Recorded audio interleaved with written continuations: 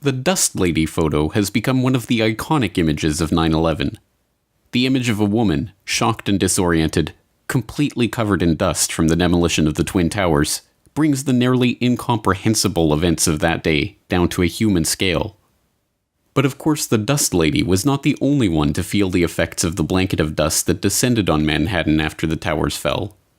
In the hours, days, and weeks that followed, thousands upon thousands of victims, first responders, emergency personnel, cleanup crews, and residents were subjected to the poisonous stew of asbestos, benzene, mercury, lead, cadmium, and other particulates, from which many are now dying. Dr. David Prezant, Chief Medical Officer with the New York Fire Department, spent 7 years examining more than 10,000 firefighters, those who were at the World Trade Center site after 9/11 and those who weren't. And we found an increase in all cancers combined, a 19% increase in cancers compared to the non-exposed World Trade Center group. Talk about the most pressing medical issues facing 9/11 first responders right now. Cancer. In the beginning, in the first few years, it was respiratory, but now it's cancers. And this is just the first wave of cancers, the blood cancers, the leukemias, the organ cancers. But in 5 or 10 more years, you're going to see the asbestos cancers. There'll be another wave of cancers. And like I tell everybody, this is a generation-long issue and a generation-long illness. Every morning I wake up, I got to take 33 pills within the course of the day.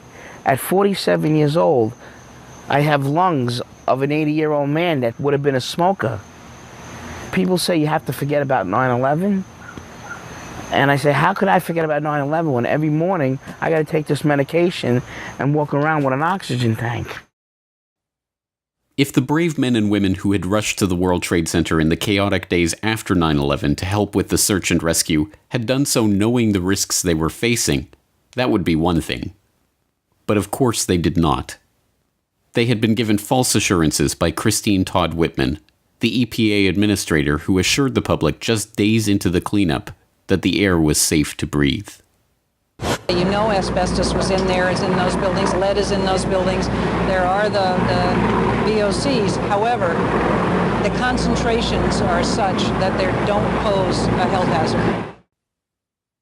As the weeks and months dragged on, Whitman, the EPA, and its officials made statement after statement after statement reaffirming that contaminant levels were low or non-existent, and that the air quality in Manhattan posed no public health concern. We now know that these reassurances were outright lies. On September 18th, the very same day that Whitman and the EPA were encouraging New Yorkers to return to work, the agency detected sulfur dioxide levels in the air so high that, according to one industrial hygienist, they exceeded the EPA's standard for a classification of hazardous. By that time, first responders were already reporting a range of health problems, including coughing, wheezing, eye irritation, and headaches. The evidence continued to pour in that there were serious health concerns for those in and around Manhattan, but the information was suppressed almost as quickly as it was discovered. When a local lab tested dust samples from near the World Trade Center site and found dangerous concentrations of fiberglass and asbestos, the New York State Department of Health warned local labs that they would lose their licenses if they process any more independent sampling. When U.S. Geological Survey scientists began performing tests on their own dust samples, they were shocked at the alphabet soup of heavy metals they found in it. They forwarded this information to the EPA, but the agency continued to assure the public that there was no evidence of long-term health risks. The drama continued to unfold as information poured in about benzene, lead, and other environmental toxins. Yet on September 18th, the EPA specifically advised the public against wearing respirators outside the World Trade Center restricted area. Then, just 2 weeks later, the agency distributed respirators to their own staffers at the EPA's Region 2 building on Broadway Street.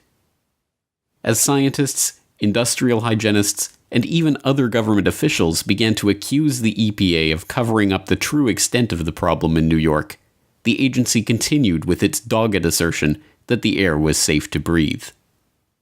It wasn't until 2003 that the EPA's own Inspector General revealed that the White House had been editing the agency's press releases all along, finding that the White House Council on Environmental Quality influenced, through the collaboration process, the information that EPA communicated to the public through its early press releases when it convinced EPA to add reassuring statements and delete cautionary ones.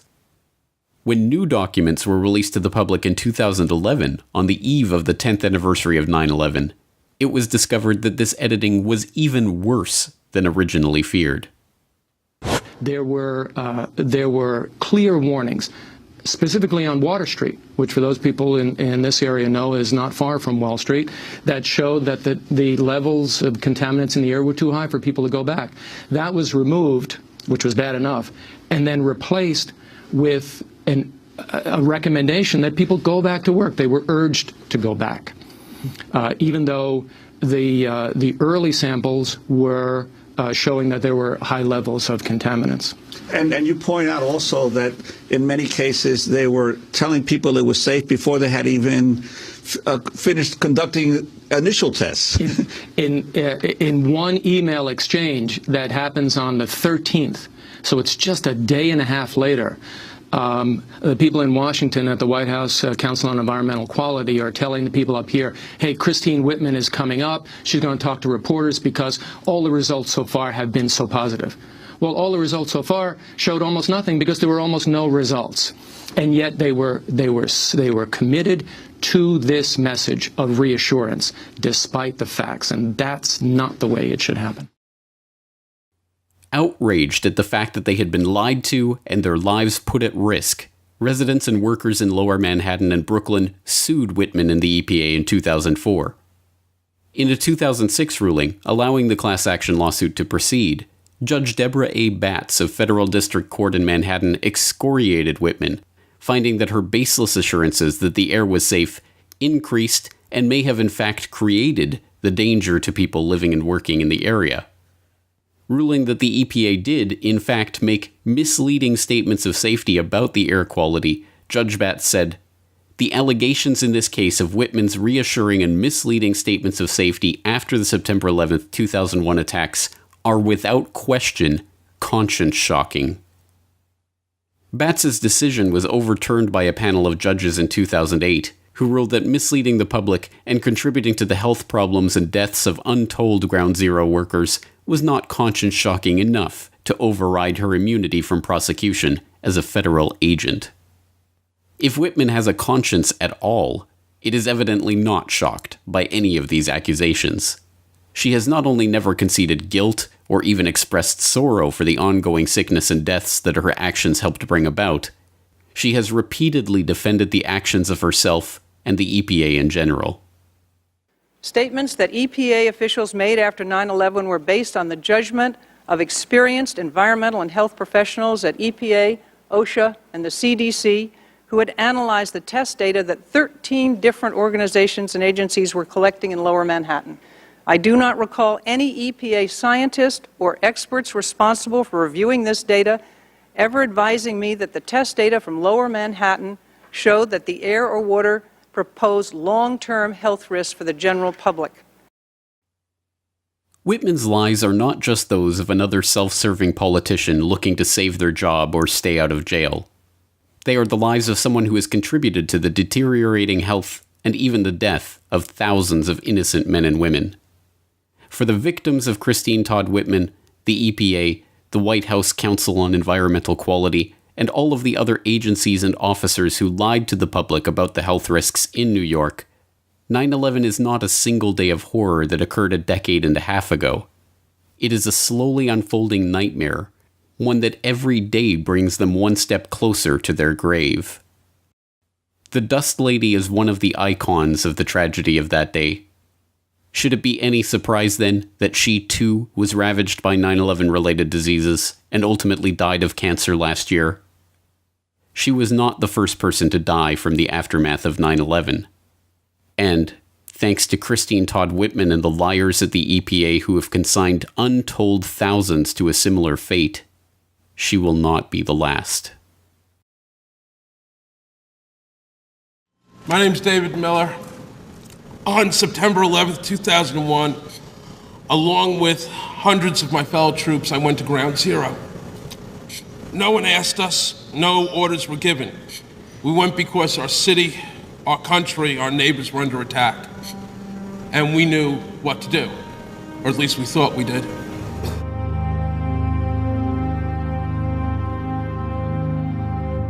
On September 13th, we marched back in groups of 2s and 3s at first, and then dozens until there must have been more than 200 of us, carrying ropes, ladders, tools of every kind, back into the smoke and the poison and rubble, where we reached an intersection with hundreds of civilians cheering us on. Our uniforms were torn and soiled. Our resolve was simple: to stay and dig as long as we had any hope to save anybody. I want to tell you about how sick so many of these brave men and women have become. I want to tell you about how the mayor refused to accept the fact that not dozens, not hundreds, but many thousands of us were contaminated, sickened, and poisoned by the most toxic combinations of building materials in the history of disaster relief. And that for 5 terrible years, he ignored that fact. 5 years of our family members watching us drop dead. And every time Popular Mechanics calls the people of this movement nuts, these propagandists, professional liars and tools who cannot even by any stretch of the imagination be considered journalists, strike another nail into the coffin of another rescue worker. I actually figure very largely